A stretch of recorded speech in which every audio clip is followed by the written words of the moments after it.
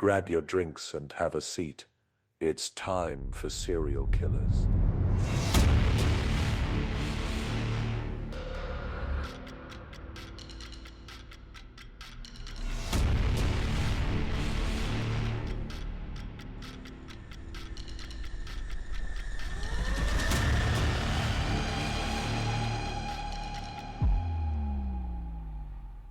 Merry Christmas.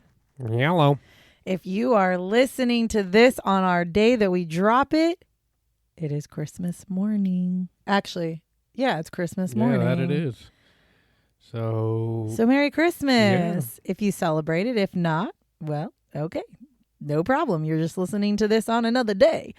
Jay got sick from Disney. Disneyland. It's the Disney cold. I get it every time. I don't know if you guys remember, but in September, we had gone to Disneyland, and I came back and I had a very gnarly sounding voice because I had the Disney cold. And Jay came back with the Disney cold, gave it to our son. Our son gave it to me, but I have the least of it.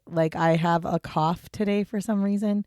And my voice was a little crazy 2 days ago. That's it. But Jay had fever. It put me down. It did. It put him down. It put him down for 4 or 5 days. His voice is only right now starting to sound normal. It went after the money, and it shouldn't have, because now I'm like, I just won't pay to go back. He's like, I'm never going to Disneyland again. Just kidding. We always go to Disneyland because that's what we like to do. Because we do things like this. I'm Jay. I'm not Jay. No, you're not. I'm T. And I'm Jay. And we are here to tell you about serial killers. And that's why we go to Disneyland, because I spend a lot of free time researching serial killers and true crimes. And they're gnarly and they're sad and they're not fun. And so to balance that, we go to Disneyland. It's a good way to balance it out. It really is. So not only do we talk about serial killers, but we also talk about... What are you drinking? What am I drinking? I'm actually drinking today. We're going to call it a Christmas coffee. We're going to call it a Christmas coffee. I am drinking a plain cup of coffee with a little bit of nutmeg and a little bit of maple syrup and a little bit of whipped cream on top. Because it's a Christmas coffee. Because it's Christmas. Well, coffee's coffee, so I just went with an espresso dark roast and some cream. That's about it. Because you're boring. Yeah. Do you know I have a list? I actually have a list of Christmas coffees, actual Christmas coffees that we can make. I'll have to show it to you. It's a list of all these different ones that are fun, festive Christmas drinks. I'll spice it up and stir it with a candy cane. There you go. It's like a pepperminty Christmas there coffee. So that's what we're drinking today. Coffee and more coffee. Yeah. Because that's pretty much what we drink, a lot of coffee. And who are we talking about today? Today we are talking about a man named Paul John Knowles. So he is nicknamed the Casanova Killer. He has 18 to 35 victims. Hear me now. His murder dates are July 1974 to November 1974. That's a lot of people in a short amount of time. Yeah, that's a few months. Yeah. His location was multiple states within the United States. His method of murder was shooting and strangulation, and some characteristics of his murders are rape and robbery. Now, Paul John Knowles was actually born April 14th, 1946 in Orlando, Florida. His father was Thomas Jefferson Knowles. Thomas Jefferson. No Not relation. the president. And his mother was Bonnie Strickland. Now, he was one of 4 children, but Paul grew up mostly in foster care because his father had been arrested for kind of a minor petty theft crime type thing. And instead of just doing the time, taking his licks doing the time, he decides at that point that this is the time to just give up his son. I'm going to jail. I'm just going to give my son up. Dunzo.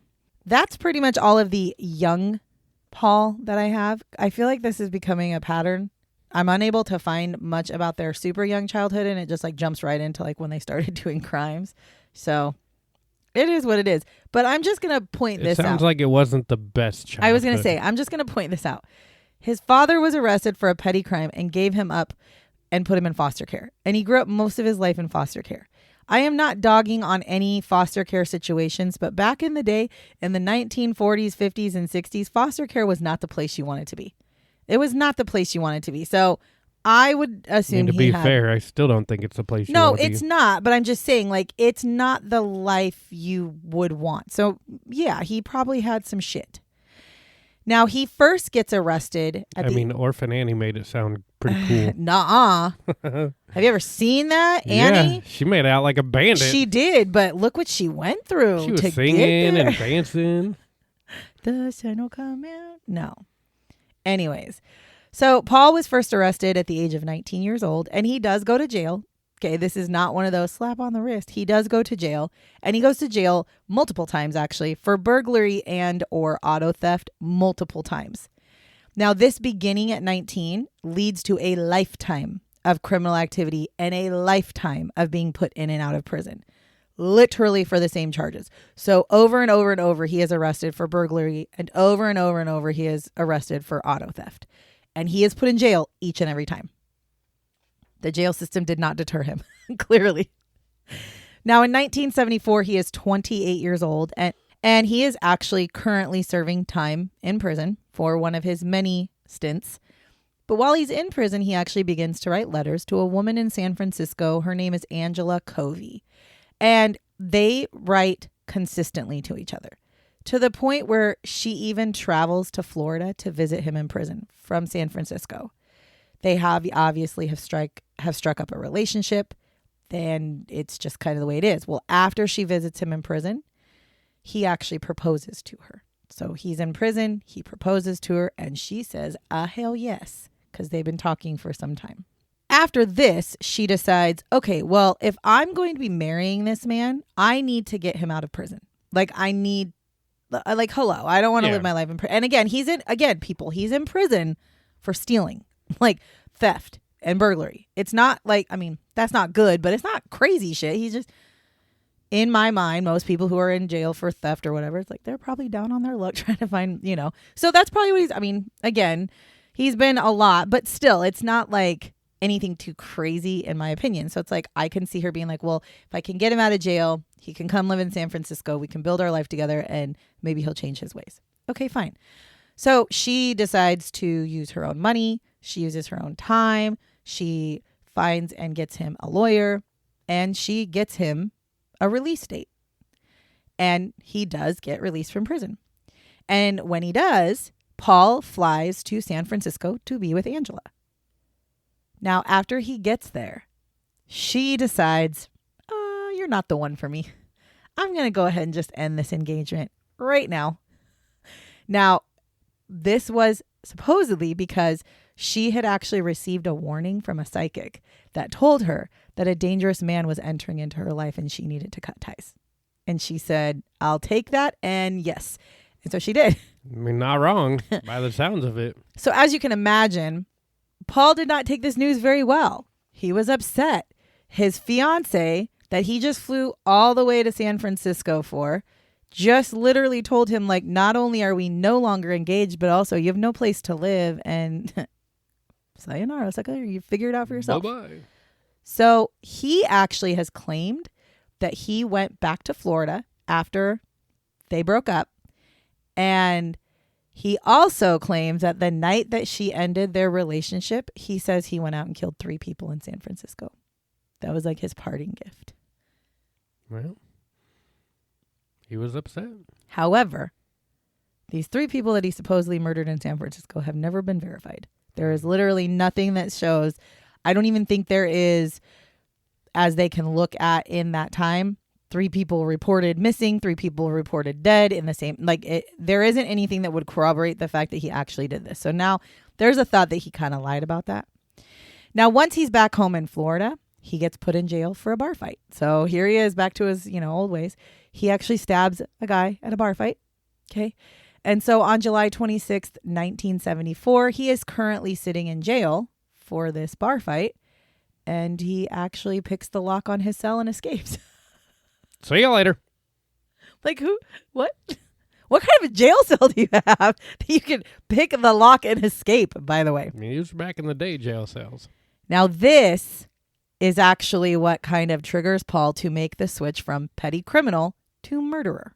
Okay? So about this time is when he's like, fuck burglary, let's murder, right? Like, that's literally where he's at here. So on the night that he escapes from jail, he breaks into the home of Alice Curtis, who is 65 years old. And at this point, he's planning on robbing her of all of her valuables and all of her money. Now, he bounds her, he gags her while he's ransacking her home and leaves her there. He also steals her car. So he takes all of this shit out of her house, takes her car, and leaves. Alice actually ends up choking to death due to her being gagged.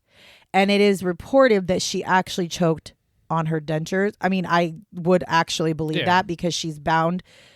She's gagged, and so she's unable to do anything. And if her dentures got loose and pushed back in her throat, she can't move. She literally choked on her dentures, which is like fucking horrifying. Horrible. And it is unknown to this day if he was there when she died or if he left her and she died. So they don't even know if this was like an accidental thing or if he like sat there and watched her die.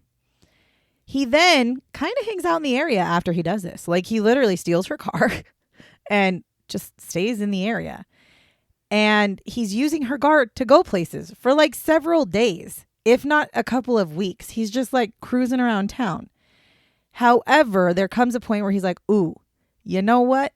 The police are going to actually probably start looking for like her car. Because once she's reported, like, not, I guess, missing because nobody could get a hold of her and she is found and her body is found, then it's like, ooh, well, they're going to realize that she was robbed. They're going to realize her car is stolen. They're going to be looking for her car. So he decides to ditch the car. So on August 1st of 1974, so remember, he escaped on July 26th. So this will give you the time frame. He escaped on July 26th. That is the same day he killed Alice Curtis. August 1st is when he ditches her car. So he had her car for 5 days. 6 days. Yeah, 5-6 days. So he had her car for almost a week before he was like, oh, I probably need to get rid of this car. So that's the day he decides to ditch the car. Well, the area that he decides to leave the car in, like, he literally pulls up and parks this car. He's not like ditching it in a river or something. He's just like pulling up. He's just going to abandon it. He sees two sisters, Lillian, who's 11, and Mylette, who's 7. And it's the Anderson sisters, which, by the way, he knew who they were because they actually were acquaintances of their families, knew each other. Like, he knew who they were. And so he begins to worry that these girls are going to be able to identify him as the one who dropped the car off. So he decides, I'm going to kidnap them. So he kidnaps the girls. Then he proceeds to strangle both of the girls to death. And he then buries them in a swamp. And officials have stated that they are unsure if he really did this, as they have no evidence to it and their bodies have never been found. However, they're missing. So I'm more apt to believe his story. Yeah. Now on August 1st, also 1974, Ima Jean Sanders, who is 13, she actually disappears on this day. She had run away from home. She was living in Beaumont, Texas, and had run away from home. And she is now hitchhiking on the road when Paul pulls over and abducts her. Her skeletal remains are actually found April 1976, so she's not found for 2 years. Now, Paul actually does confess to her death, but it's only after he is arrested that he is held accountable or that he is whatever for her death. On August 2nd, 1974, Marjorie Howie, who is 49, she is found strangled to death in her apartment in Atlantic Beach, Florida. Her TV had also been stolen during that time. Then on August 23rd, 1974, Paul forces his way into the home of Kathy Sue Pierce, who's 24, and she lives in Musella, Georgia. She is strangled to death with a telephone cord. She also had her child with her at the time, but he did leave the child unharmed. See, this is why those long-ass telephone cords were such a safety Yeah, no issue. shit. If y'all don't know, if you're like young, we used to have phones that the cords like our cords were so long that you could take your phone and go into like another room. But it was connected to a base that was Yeah, it was normally connected to the wall. It was connected to the wall. And like, it was so that, you know, when a friend called or whatever, and you didn't want to talk about stuff in front of your family, like our phone was in our kitchen. So we would get the phone and then we would string that phone cord as far as we could to get as far away from our family. At my grandparents' house when I was younger, their phone was in their kitchen, but their garage was also right there. And so their phone cord was long enough that you took the phone into the garage, shut the door, and could go halfway through their garage and still be talking on the phone. That was before they had cordless phones and then, of course, cell phones, which now nobody has landlines like at all. So in September 3rd of 1974, William Bates, who is 32, he meets Paul in a bar in Ohio. So if you notice, he has literally been in Texas, Florida, Georgia, Ohio. This is why it's like multiple. He's like just traveling everywhere. So they leave the bar together. And William's wife actually ends up reporting him missing when he fails to come home the next day. So he goes to this bar, never returns. His wife reports him missing. His body is found in October. He had been strangled and he was naked.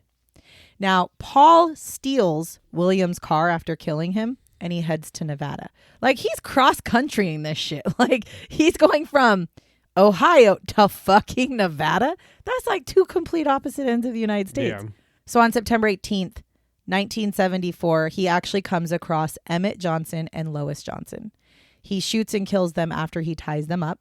He steals their credit cards and uses those for a hot ass minute to continue his travel as he's still driving William's stolen car. Now on September 21st, 1974, Charlene Hicks, her motorcycle it's broken down on the side of the road and she's stuck. She's just chilling like, I don't know what I'm supposed to do, but my motorcycle's broken. Paul pulls over, sees her, pulls over, and abducts her. He then rapes her and then uses her pantyhose to strangle her to death. He then drags her body through a barbed wired fence to dispose of her body. Her body is found 4 days later on September 25th. On September 23rd, 1974, Paul meets Ann Dawson in Birmingham, Alabama. See, again, he's like, where the fuck? Like, yeah. He's just jumping. And also, like, how is he traveling so fast? Like, I mean, I think this is on his way. I think this is on his way to Nevada, though, because, like, you figure he was up in, because Ohio's like what? Northeast, right? So he's probably traveling down and Alabama's in the south, and he's probably traveling over to Nevada, which is also south, but it's like southwest. And so I'm assuming, because this has been 2 days since, this has been a while since he's had the stolen car, but this is like multiple murders, one after another, like 2 or 3 days apart, but different states. So now he's in Birmingham, Alabama. He meets Ann Dawson, but they travel together for about a week. Like they're traveling together. And Paul ends up murdering her as well on September 29th. And he throws her body into the Mississippi River, and it has never been found. Then on October 16th, 1974, Paul breaks into the home of Karen Wine, and her 16-year-old daughter, Dawn Wine, also lives in this home. He bounds both of them, gags both of them, and rapes both of them. He also strangles both of them with a nylon stocking. I will tell you this. I can't find a rhyme or reason. I genuinely can't find a rhyme or reason for his murders. Because he doesn't steal from all of them. So it's not just for burglary. So I can't find a reason why he's killing so many people, and they're all different. If you notice, different ages. Yeah, the ages are different. Men and women, children and teenagers, older women, middle-aged women. Like, there is no MO for him. So he is one of those people that I'm like, he made that jump from petty theft, petty theft, burglary, and auto theft to murderer. And it's not like, oh, I'm killing everybody I'm stealing from. Some of them he steals from, but not all of them. And he also all of a sudden started raping people. It's a weird, like, what happened? What happened, buddy? Because this just shit don't make sense to nobody. Anyways, on October 18th, 1974, Doris Hovey, who is 53, she is shot and killed in her home in Woodford, Virginia. So now he's in Virginia. which also is backwards from Nevada, by the way. Just want to make that a point. I don't know if he ever made it to Nevada because that's behind where he was in Alabama. Right. Again, and she's not strangled, she's shot. Now, he had used a rifle that actually belonged to Doris's husband, who was not home at the time. And he wipes his fingerprints off of the gun. He also leaves the rifle next to her body. Also, there was no robbery at this home, so the motive for this murder is completely unknown because nothing was stolen. I don't even know. I don't think she was raped. Like, there was literally nothing, and he just went in and shot and killed this woman. On November 2nd, 1974, Paul kills Edward Hilliard and Debbie Griffin. Now, these two were hitchhiking, both of them. And the body of Debbie has actually never been found, but he killed both of them. And I don't know if they were hitchhiking together or if he picked them up separately. But again, now he's killing hitchhikers. Just get into a van full of hitchhikers like, oh, shit. I mean, that's a thing, though. In the 70s, you and I talk about all the time, hitchhiking was a thing. And honestly, if I'm hitchhiking in the 70s, I'm hitchhiking with multiple people. I'm not getting in a car with somebody by themselves. But if you got 8 people in a van, they're all hitchhiking people. Yeah, okay, maybe. Don't do that. Nobody do that. Don't do that. Don't hitchhike. Listen, it was never safe. It was never safe to hitchhike. On November 6th, 1974, a man named Carwell Carr. That's an interesting name, by the way. Carwell Carr meets Paul in Georgia. So now he's in Georgia now, right? He's just everywhere. Carwell invites Paul back to his house for drinks. So they meet, hang out a little. Hey, Paul, you want to come back to my house for drinks? He's like, sure. And he is strangled to death in his home. Now, his daughter, Carwell's daughter, was also home at the time. She was 15 years old, and she was also strangled to death. Again, no rhyme or reason. On November 17th, 1974, Paul has now ditched. By the way, this whole time, he is driving William's car still, Well, that's why he's in so many states. Because you just think trying to stay away. We are talking about November, and he stole that car in September 3rd, and he's driving this car. You're right. He's probably just not staying anywhere too long. But by this time, he's like, ooh, I think I need to get a different car. So he ends up stealing another car, and he proceeds to move on with his life. When he is recognized as he's driving this new stolen car, he is recognized by Trooper Charles Campbell. Now, Charles Campbell sees this car and knows that this car has been reported stolen. So Campbell's like, that's a stolen car. I need to pull this guy over. He is probably the one who stole this car. So he pulls over the car and attempts to arrest Paul. But Paul manages to get a hold of Trooper Campbell's pistol, and he takes Trooper Campbell as hostage and then takes off in the police car. Come on, Trooper Campbell, I had high hopes. And because he's in a cop car with a cop, he proceeds to use the siren and the lights to pull over cars. Well, why wouldn't you? And he actually pulls over a car, and it's a guy named James Meyer, and he takes James Meyer as hostage as well, and then continues to drive on. But this time in James's car. Probably because at this point, the police... With the trooper or with James? Yeah, with the trooper and James. He takes both of them hostage into James's car. Probably because the trooper's car, now they realize, is stolen, under attack or whatever. He ends up driving to a wooded area in Pulaski County, Georgia. Paul then handcuffs both men to a tree. After he handcuffs both men to the tree, he then shoots both men in the head at close range. So he not only takes them hostage, steals the police car, then steals James' car, then he brings them to the woods, handcuffs them to trees, and kills them. I mean, I'm not trying to be rude, but if you're going to kill them, why don't you fucking just do it? Why are you taking them as hostage? Now, at some point, it is becoming apparent that something has been happening, and I'm assuming it has to do with the police car, and I'm assuming it has to do with either somebody saw this whole thing go down with Trooper Campbell, or maybe they tried to call him and weren't getting any responses or something, some way, somehow, or maybe they found the abandoned vehicle and put 2 and 2 together, because the police they end up setting up roadblocks in Henry County, Georgia. So they're looking for whoever took this police car, whoever took Trooper Campbell. Now, Paul ends up approaching one of the roadblocks and realizes, like, I can't stop because all they have to do is run the license plate of this car and realize that this car doesn't belong to him. And so he decides he's going to drive through it. And he does. But then he ends up losing control of his car and crashes into a tree. Serves you right.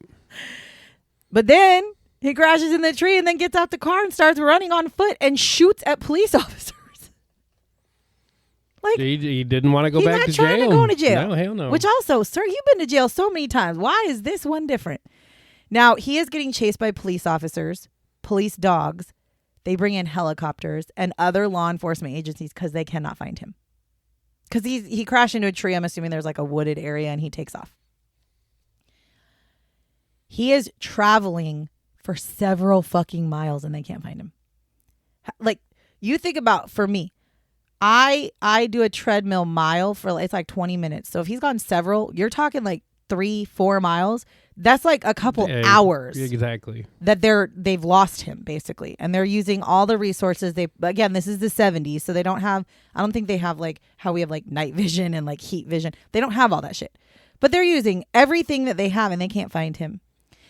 And as he's traveling, he ends up running into a civilian, a guy that's carrying a shotgun in the woods. And that's actually what ends his chase. That civilian fucking points his shotgun at him and makes him walk to the nearest house. He is 27-year-old David Clark, who is a Vietnam vet who is out hunting. Good. And he literally was like, what you doing, buddy? And fucking held him hostage by gunpoint. Made him go to a house. Police were called. They show up and they arrest him. He's like, I got this. Now remember, they're looking for him because of Trooper Campbell. Okay? So when they get him and they bring him in for questioning, they start asking him questions about Trooper Campbell, what could have happened, where is he? And he said, I basically have killed 35 people. Just so you know. I have killed 35 people, including your Trooper Campbell. So he literally doesn't just tell them about Trooper Campbell. He admits to killing 35 people in 6 months. And he says it all. He tells them everything he can just because. But they can only verify 18 of them. That's why his number is 18 to 35? No. They actually take every claim that he says and research them. And they are actually able to link him and identify and verify 20 murders. So he does actually officially have 20 murders that they can link him to. The other 15, they just don't have, either there's no bodies or there's no proof, or they think he's lying and they think that, which again, I understand where they might think he's lying, but in my brain, I'm like, but once you've admitted to the first fucking 10. Well, and once you've proven like a mass majority of it. Like, you just kind of, even now to this day, there are still serial killers in prison they have murders that they have not told about. It's not typically that they tell too many. It's typically they don't tell you all. Right. And then later down the road, they use those extras to be able to get things. Like, I definitely know there have been serial killers recently who have been linked to bodies, like cold cases. And then when they talk to them in prison, they not only say, yes, I did it, but I'll give you another one. And then they'll just like bring up another one. And it's like, normally I don't feel like it's normally opposite. Normally, like, he admitted to 35. Like, I'd just be like, okay, but that's not how our world works. We know. So on December 18th, 1974, Paul is being transported to Henry County, Georgia, because he claims that he dumped the gun that he used to kill State Trooper Campbell in that area. And he's like, yeah, I'll bring you to it. Because if they have the gun now, because at this point they already have found Trooper Campbell and James. And so those are two bodies that they are going to hold him accountable for. And so if they have the gun, they can match the gun to the bullets that were used. And that's, case closed, right? So he's like, yeah, I'll bring you there. So he is brought there by Sheriff Earl Lee and Agent Ronnie Angel. And during some point during these investigations, they're in the car. And Paul is somehow able to get a hold of the sheriff's gun. I don't fucking know what these fucking police officers are doing. I want to know how he got a hold of your gun in your car. Yeah, you're transporting a multi-murderer. Yeah. And he somehow was able to get a hold. Well, I mean, my assumption is maybe he was sitting in the back with him or something. I fucking have no idea. I don't know how this went down, but he somehow got a hold of his gun. And the sheriff and Paul begin to struggle with each other because when he goes to grab the gun, it goes off. It shoots like in the holster because it's in the holster. It shoots out the bottom of the holster. And so immediately they start to scuffle. And this is all happening while they're in the car still driving. And the sheriff, by the way, is driving. So was he sitting in the front seat? Like what? I am not or reaching over the back. I don't know. It sounds like a movie. So basically, while this is all happening inside the car, so the sheriff ends up being able to kind of like pull the car over to the side of the road. Well, there's also Agent Ronnie Angel in the car as well. Well, Agent Ronnie Angel said, I had no other choice. I literally took aim at Paul and shot him 3 times in the chest. And he died instantly. That's the story. And we're done. And so he never even got charged because he had not been charged with anything yet. He hadn't gone to trial. He had only been arrested for a month. Apparently he knew what he wanted to do. He wanted out. I don't think he thought he'd die.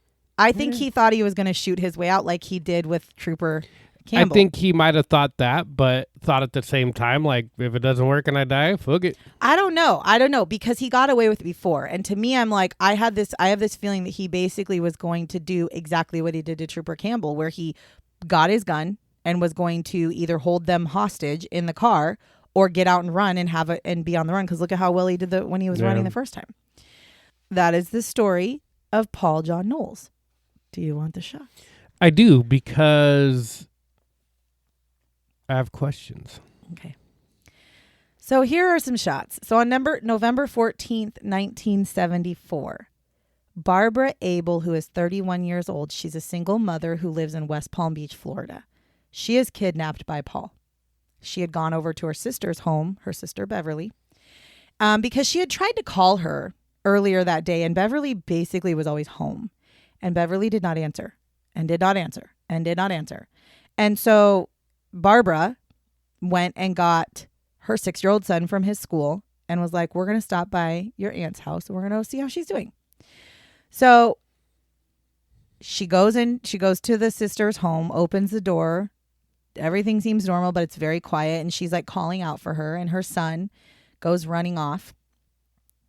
And as she's waiting for her son to come back, she hears a man behind her say, don't move or I will shoot you, or don't turn around or I will shoot you.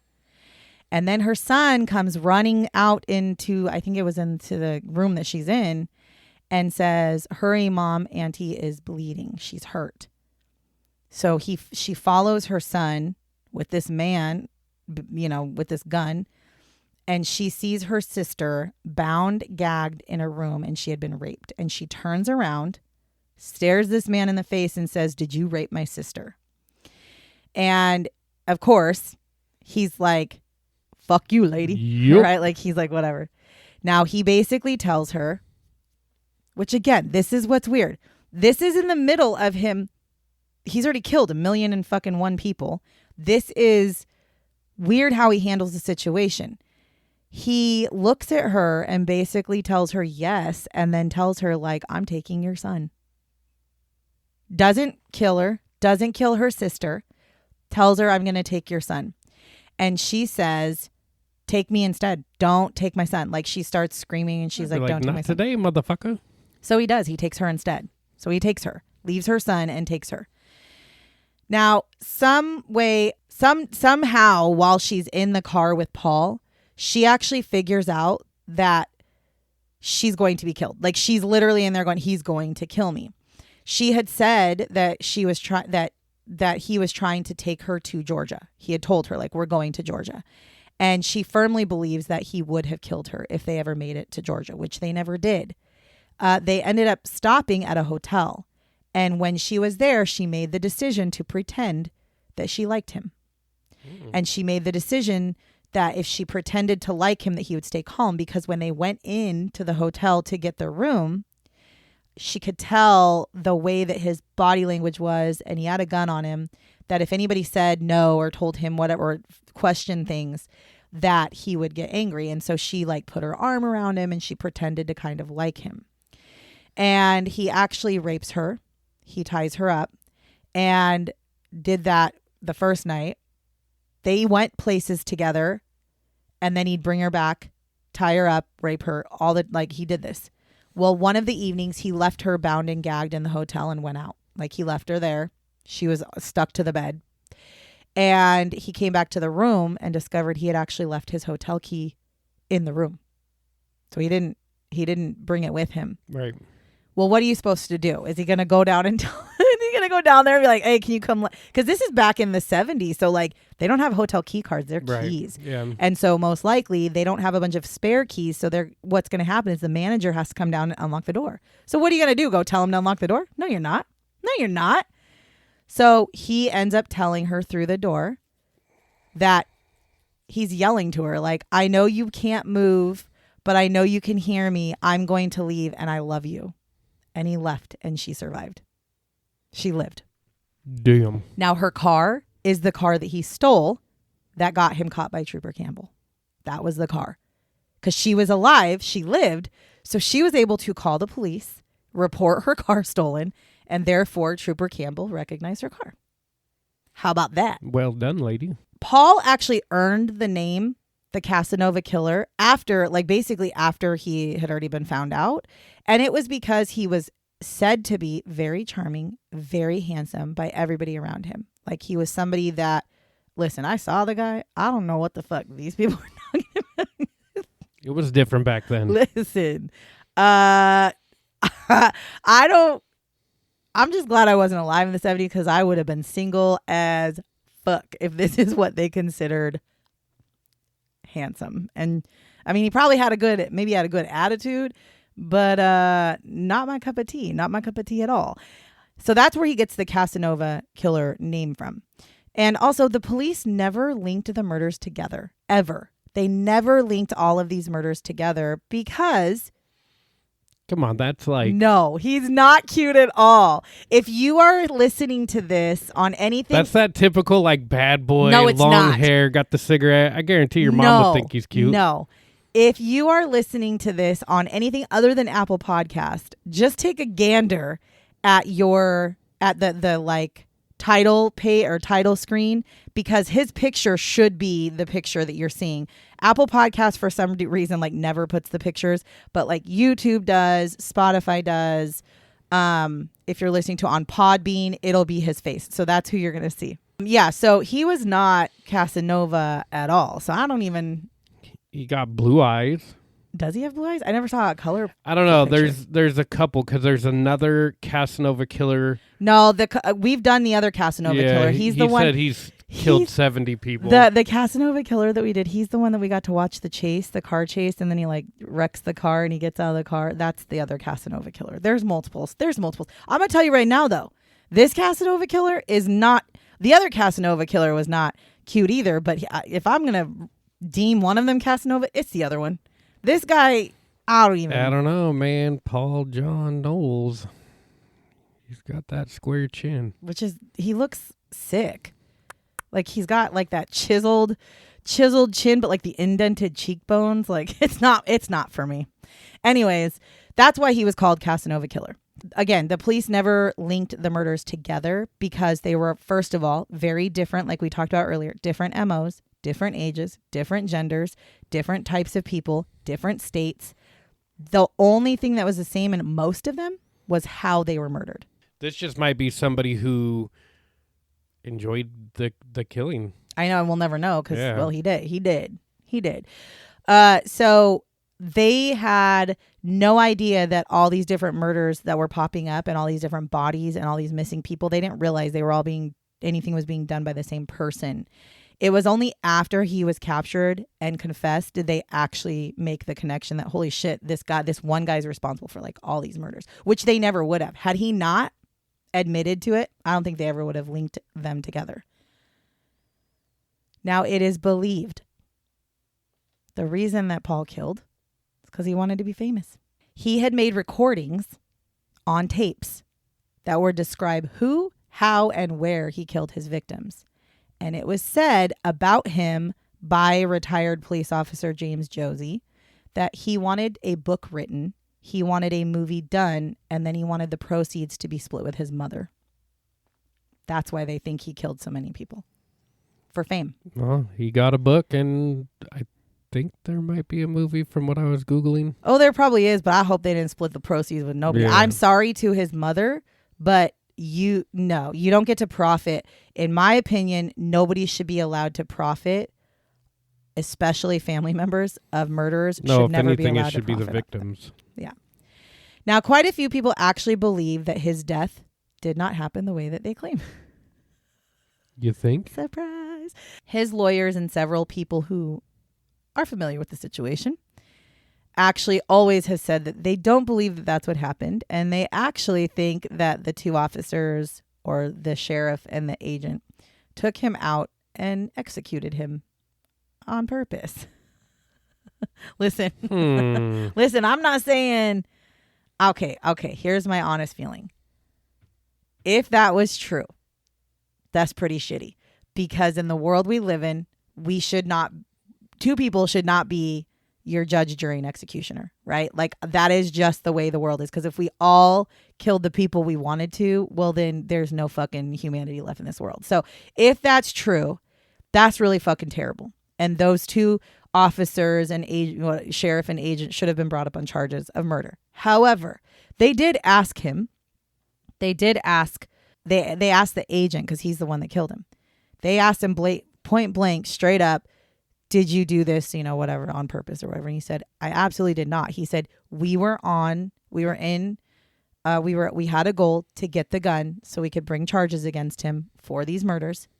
And we're doing everything we can.